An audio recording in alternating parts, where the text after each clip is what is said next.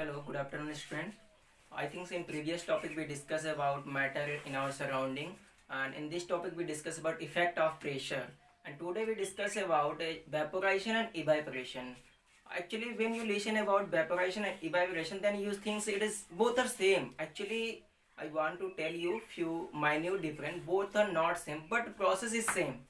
Actually, in case of evaporation is a process in which liquid state change into gaseous state, and you can say it is natural phenomena. Means ये भगवान के द्वारा activity पर आधारित है, हम लोग भी करवा सकते हैं. But in case of vaporisation it is also a process in which state change, liquid change into gaseous state, but above its melting point. समझना, उसमें हमने कोई आपको कंडीशन नहीं दिया. In case of evaporation, there is no any condition at which temperature and above or below which temperature, melting point or boiling point, हमने आपको कुछ भी नहीं बताया. बट अगर हम बात करेंगे वेपोराइजेशन पे, तो हमेशा ये वेपोराइजेशन तभी होगा जो लिक्विड आपने लिया है जब आप उस लिक्विड का टेम्परेचर उसके मेल्टिंग पॉइंट से ज़्यादा कर देंगे. मेल्टिंग मतलब क्या है? जब आप थोड़ा सा टेम्परेचर बढ़ाएंगे वो मेल्ट कर जाएगा, पिघल जाएगा. लेकिन जब आप उससे ज़्यादा करेंगे तभी वो वेपर फॉर्म करेंगे. तो ऐसी सिचुएशन को हम लोग बोलते हैं वेपोराइजेशन. तो आपको समझ में आ गया होगा. इवेपोरेशन क्या है कि उसके लिए कोई स्पेसिफिक टेम्परेचर नहीं है लिक्विड के रिस्पेक्ट में. बट अगर हम बात करें वेपोराइजेशन, तो इसमें इसके मेल्टिंग पॉइंट से टेम्परेचर हमेशा ज़्यादा होगा, नहीं तो वेपोराइजेशन नहीं होगा. बट इवेपोरेशन में ऐसे कोई कंडीशन नहीं है. उसकी बॉइलिंग पॉइंट या मेल्टिंग पॉइंट ज़्यादा रहे कम रहे, लेकिन वो प्रोसेस होती रहेगी. तो इतनी बातें आपको समझ में आ गई होगी. तो आप बोर्ड पे आ जाइए एक मिनट के लिए. तो जैसा हमने लिखा है वेपोराइजेशन एंड इवेपोरेशन, ये हमारा आज का करंट टॉपिक है. Vaporization is a process of substance in which liquid state change into gaseous state due to increasing temperature और प्रेशर. ये इसकी कंडीशन नहीं है, मतलब ऐसी ये मतलब कि आप कह सकते हैं इसके फैक्टर हैं, जिस फैक्टर की वजह से ये चेंज हो रहा है उस स्टेट में. क्या होगा? आपने टेम्परेचर बढ़ा दी किसी लिक्विड का तो वेपर में बनने लगा, तो मतलब गैस में बनने लगा, तो आप उसे क्या बोल देंगे? इवेपोरेशन. बट अगर वही टेम्परेचर उसके मेल्टिंग पॉइंट से ज़्यादा लगे वेपर बनने के लिए, तो आप बोलेंगे ये वेपोराइजेशन. और हो सकता है प्रेशर बढ़ा दीजिए. अब प्रेशर बढ़ाने में कैसे होगा? कभी आप मुंह में पानी भरिए और खूब प्रेशर से फूंकिए तो फवारे में निकल जाता, फवारा बन के, मतलब वेपर फॉर्म में बन गया. तो आपने क्या किया था? प्रेशर वो बढ़ा दिया था. तो ऐसी सिचुएशन हो सकती है. तो आप वेपोराइजेशन एंड इवेपोरेशन दोनों देख लीजिए. और आज का आपका एक होमवर्क है difference between evaporation and vaporisation. और इसके जस्ट बाद हम बात करने वाले factor affect the evaporation. Evaporation को जो हमारे फैक्टर होते हैं, कौन कौन से फैक्टर हैं, अफेक्ट कैसे करते हैं, और इसमें बहुत मज़ा आने वाला है. एक्चुअली जितने भी मैं आपको एग्जांपल बताऊंगा सब आपके घर पे यूज होने वाले हैं. तो हमारी अगली हेडिंग होगी फैक्टर अफेक्टिंग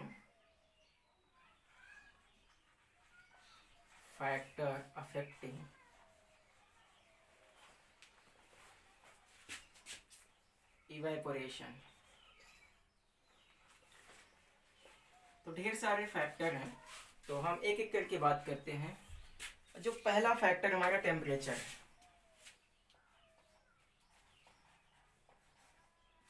टेम्परेचर ये पहला फैक्टर है. टेम्परेचर से क्या होता है? तो हम कह सकते हैं रेट ऑफ इवेपोरेशन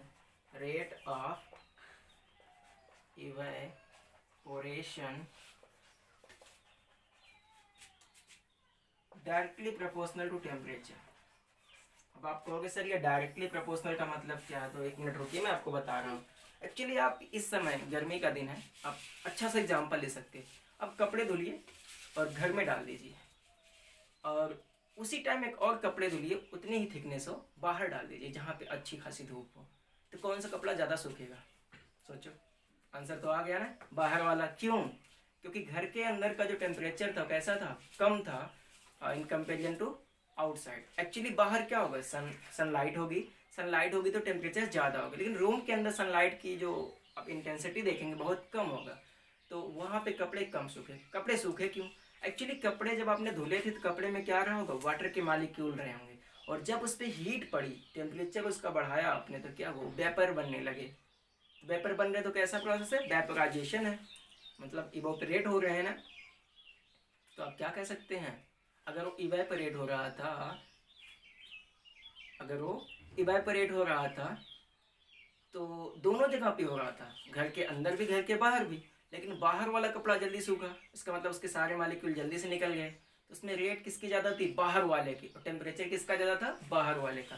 तो आपको एक अच्छा सा एग्जाम्पल मिला ना। और यही चीज़ आप दूसरे एग्जाम्पल में हम देखेंगे, सर्दियों के दिनों में जाएंगे हम। अभी तो हमने गर्मी के दिन की बात की, मतलब कि आप हॉट डे में हैं, तो आप rate of evaporation is directly proportional to temperature. मतलब अगर हम इवेपोरेशन रेट को बढ़ाएंगे तो हमें क्या बढ़ाना होगा, टेम्परेचर। टेम्परेचर को घटाएंगे तो रेट ऑफ इवेपोरेशन घट जाएगा। ये एग्जाम्पल ले लीजिए सर्दी के दिनों में। सर्दी के दिनों में सनलाइट नहीं मिलती, वही कपड़ा आपका एक दिन में नहीं सूखता। और आज आप उसी कपड़े को दिन में 4 बार धुलिए, 4 बार सूख जाएगा, तभी सनलाइट मिलती रहेगी। तो क्यों, उस दिनों में टेम्परेचर क्या था, कम था। इस समय टेम्परेचर क्या है, ज़्यादा। अगर टेम्परेचर ज़्यादा है तो रेट ऑफ इवेपोरेशन क्या हुआ, ज़्यादा हो गया। चलिए अगले फैक्टर की बात करते हैं, तो हम इसको मिटाएंगे, आप नोट कर लीजिएगा।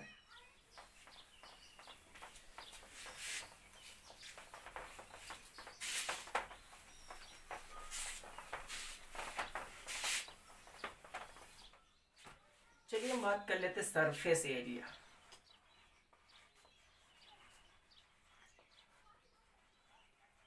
अब हम आपको लिखाएंगे नहीं ज़्यादा, थोड़ा इसमें देखिएगा। दूसरा फैक्टर है surface area. Actually surface area क्या, सपोज मेरे हाथ में एक हैंकी है, आप देख रहे होंगे। तो अभी हम इसको फोल्ड कर रहे हैं,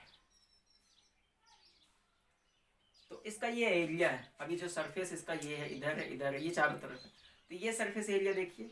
और अब देखिए और भी कम हो गया सरफेस एरिया। अब देखिएगा, अगर इसको हम धूप में रखेंगे सूखने के लिए, ये जल्दी सूखेगा, या सेकेंड सिचुएशन देखिएगा।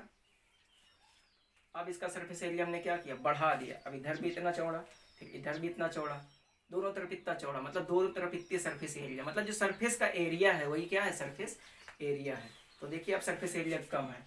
तो अब यहाँ से जो वाटर मॉलिक्यूल इवेपोरेट होंगे वो स्लो होंगे, फास्ट होंगे। सपोज ऊपर का टेम्परेचर ज़्यादा होगा तो ये बहुत फास्ट हो जाएंगे, लेकिन अंदर के मॉलिक्यूल पे धूप उतनी नहीं पहुँचेगी, हीट नहीं पहुँचेगी, तो कम होंगे। तो सरफेस एरिया बढ़ाने से इवेपोरेशन क्या हो रहा है, बढ़ रहा। अगर आप किसी कपड़े को सपोज कर लीजिए, अभी ले जाइए, धुलिए, और वैसे मुड़ा मुड़ा डाले पे डाल दीजिए, तो क्या तुरंत सूखेगा, नहीं, क्योंकि आपने जब सिकोड़ दिया कपड़े को तो उसका सरफेस एरिया क्या हुआ होगा, घट गया होगा। लेकिन जब आप डाले पे ले जाते उसको फैला के डालते हैं, ऐसे फैला के, तो क्या होता है, सरफेस एरिया बढ़ जाता है, वो जल्दी सूख जाता है। कभी कभी आप गलती से क्या करते हैं, सर्दियों के दिनों में कपड़े धुले, भूल करके आप फैलाने ही रख दिया ऐसे, और आप देखिए अगले दिन, अरे वो तो वैसे के वैसे पड़ा, क्यों, क्योंकि आपने उसका सरफेस एरिया घटा दिया था। तो आपको इतनी बात समझ में आ गई क्या इफेक्ट होता है। तो सरफेस एरिया अगर हम बढ़ाएंगे, अगर सरफेस एरिया बढ़ेगी, if surface area increases, then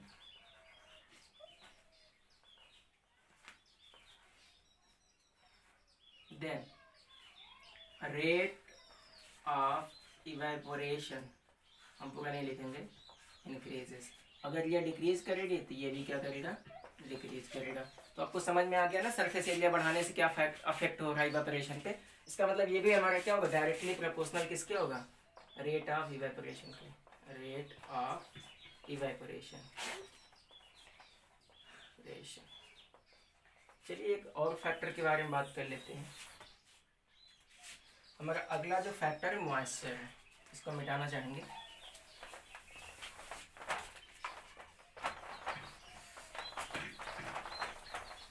तीसरे फैक्टर के बारे में बात कर लेते हैं, आज सारे फैक्टर को खत्म कर लेते हैं। चलिए मॉइस्चर, अरे भाई आप जानते होंगे मॉइस्चर माने क्या होता है, नमी। मॉइस्चराइजिंग क्रीम भी लगाते हैं। एक्चुअली ये मॉइस्चर क्या करता है, जनरली ये मॉइस्चर क्या करता है, जो नमी होती है ये हमारे डिपेंड करता है एटमॉस्फेयर पे, हमारे सराउंडिंग में। अगर हमारे सराउंडिंग में नमी ज़्यादा है तो इवेपोरेशन कम होगा। क्यों, क्योंकि आप खा के आए, आपको खिलाएंगे, आप जल्दी खाएंगे, या फिर आप भूखे आए तब जल्दी खाएंगे। सोचो, भूखे रहेंगे तब ना। तो अगर हमारे एटमॉस्फेयर में नमी कम है, मतलब पानी कम है, तो हम जो क्लोथ सुखा रहे हैं, जहाँ से इवेपोरेशन हो रहा है, वहाँ पे नमी कम थी, इधर से उधर बहुत तेज़ भागेगा। और अगर ऑलरेडी वहाँ पे नमी पहले से हमारे सराउंडिंग में है, तो हमारे क्लोथ से नमी निकल करके सराउंडिंग में स्लो जाएगी। यही रीज़न है, जब सर्दी का दिन होता है तो कपड़ा नहीं सूखता। क्यों, क्योंकि हमारे चारों तरफ क्या होते हैं, कुहासे पड़े होते हैं, ओस होती है, तो नमी ज़्यादा होती है। जब नमी ज़्यादा होती है तो हमारे जो कपड़े की नमी है वो हमारे सराउंडिंग में निकल करके धीरे धीरे जाती है। धीरे धीरे जाने का मतलब क्या है, जब वो वेपराइज होगी तभी जाएगी। तो रेट ऑफ वेपोराइजेशन, जो हमारा इवेपोरेशन का रेट था या वेपोराइजेशन का रेट था, क्या हो गया, स्लो हो गया। तो मॉइस्चर क्या है हमारा, मॉइस्चर इनवर्सली प्रोपोर्शनल, इनवर्सली मतलब उल्टा होता है, inversely proportional to rate of evaporation. Inversely का मतलब क्या है, इफ, समझिएगा, if moisture increases then rate of evaporation decreases। ये उल्टा कर लीजिएगा, if moisture decreases then rate of evaporation, मैं थोड़ा फास्ट लिख रहा हूँ, evaporation इंक्रीज। ये कब होगा, मौसम कब होगी, सर्दी के दिनों में ना, तो विंटर में आप कह सकते हैं, जाड़े में। और ये कब होगी, समर में। तो अब आप आज का एग्जांपल लीजिए, कपड़े बहुत जल्दी सूख रहे हैं क्योंकि हमारे सराउंडिंग में क्या है, नमी बहुत कम है। और ये नहीं कि नमी नहीं है, नमी तो आप चेक करना चाहें फूंक के अपने हाथ में चेक कर सकते हैं, नमी आ जाएगी, आपकी सांस में है। और अगर हम बात करें तो सर्दी के दिनों में क्या होता है, तो उसमें कुहासा पड़ा होता है, बहुत ज़्यादा नमी होती है। तो हमारा ये फैक्टर भी फिनिश हुआ। अगला जो फैक्टर हमारी विंड स्पीड है, अगला फैक्टर है, हम यहीं लिख देते कॉर्नर में, ज़्यादा नहीं है, थोड़ा सा है, विंड वेलोसिटी। ये अपने आप में भी एक इम्पोर्टेंट फैक्टर। एक्चुअली देखो, आपने जब सर्दी के दिनों में कपड़े सुखाए थे, नहीं सूख रहा तो आप कहते यार फैन चालू कर दो कमरे में करके। सर्दी में आपको फैन से तो दिक्कत होती है, पर कपड़े को नहीं दिक्कत होती। क्यों, क्योंकि आपने रेट बढ़ा दिया, स्पीड। जो वहाँ पे हवा थी वो तो बहुत स्लो चल रही होगी, लेकिन जैसे आपने फैन चलाया, क्या हुई, हवा की जो स्पीड थी बढ़ गई। और जैसे स्पीड बढ़ी तो वहाँ जो सरफेस पे वाटर मालिक्यूल थे वो छोड़ के उसको भागे, फिर दूसरे आए, फिर छोड़ के भागे, तीसरे आए, फिर छोड़ के भागे। इस तरह से कपड़े से सारे वाटर मालिक्यूल निकल गए और वो जल्दी से सूख गया। तो इसका मतलब क्या है, ये हमारी जो विंड स्पीड है वो भी क्या है, फेवर में है हमारे। ये हमारे इवेपोरेशन के फेवर में, इसको हम हटाते हैं।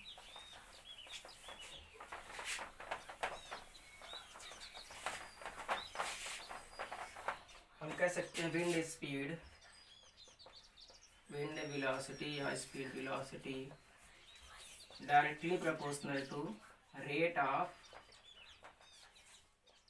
इवेपोरेशन। अब ये अगर आपको दिक्कत हो रही, मैं रेट ऑफ इवेपोरेशन क्या कर रहा हूँ बार बार, एक्चुअली जिस रेट से हमारा वाटर मॉलिक्यूल इवेपोरेट होगा, मतलब गैस में कन्वर्ट होकर वो सरफेस को छोड़ करके जा रहा होगा। तो इतने सारे फैक्टर है जो इसको अफेक्ट करते थे। आज के लिए बस इतना ही। और आज का आपका होमवर्क है पेज नंबर 10 पर एनसीईआरटी में जितने भी इंडेक्स क्वेश्चन है, index question page number 10 NCERT book. और हम आपको ये बता दें, ये सारे क्वेश्चन आपको आसानी से लगने वाले नहीं। पहले तो जितना मैंने बताया उसको 2 बार वीडियो को आप देखिए, फिर सोचिए, तभी ये क्वेश्चन लगेंगे, अदरवाइज ये क्वेश्चन बिल्कुल नहीं लगेंगे। अगर आपको नहीं लगते तो आप कमेंट में लिखिएगा या फिर ग्रुप में मैसेज डालिएगा, तो आपको ये इसका आंसर दिया जाएगा। और इस पर एक वीडियो भी बनाया जाएगा, क्योंकि सारे के सारे क्वेश्चन बहुत अच्छे हैं, अपने आप में सब क्वेश्चन बहुत अच्छे हैं।